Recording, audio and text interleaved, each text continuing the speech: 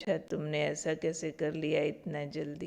कहते इसके पीछे एक आदमी बना हुआ था, मैंने उसके सारे अंग जोड़ दिए, वो तो जल्दी जुड़ जाने थे। तो ऐसे ही हम अपने को ठीक कर लें, विश्व ठीक हो जाएगा। अपने को ठीक करने में ही शामिल होती है फिर सबके लिए शुभ भावना, शुभकामना, सबके लिए देने की इच्छाएं, सबके प्रति दुआएं, कोई कैसा भी फिर, क्योंकि मैं तो उद्धार मूर्त हूँ ना। कोई कैसा भी है, मैंने केवल उसको देना है, सुधरने में सहयोग देना है। मैंने उसको मदद करनी है आगे बढ़ने में, न कि टिट फॉर टैट हम कर सकते हैं।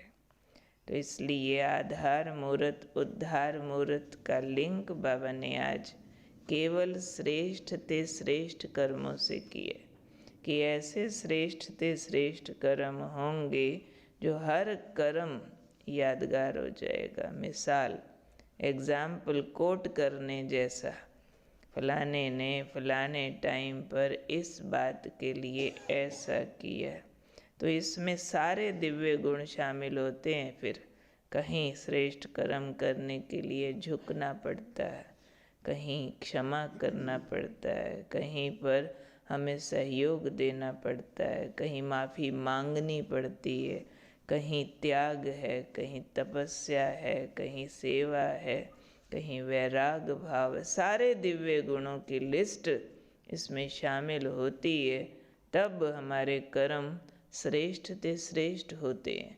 तो हमें आज का दिन ये याद रखना है कि मैंने अपने कर्म यादगार बनाने हैं। जैसे ही ये याद रहता है तो कर्म के अंदर की कमज़ोरी स्वाभाविक रूप से समाप्त हो जाती है। नहीं तो मेहनत करनी पड़ती है, क्योंकि जैसा हम कर रहे हैं वैसा फॉलो होने वाला है। हम ज़्यादा सोएंगे तो, ज़्यादा खाएंगे तो, हम ज़्यादा आराम परस्त या फिर अपने स्वार्थ में रहेंगे तो जैसा है वैसा फॉलो हो जाने वाला है।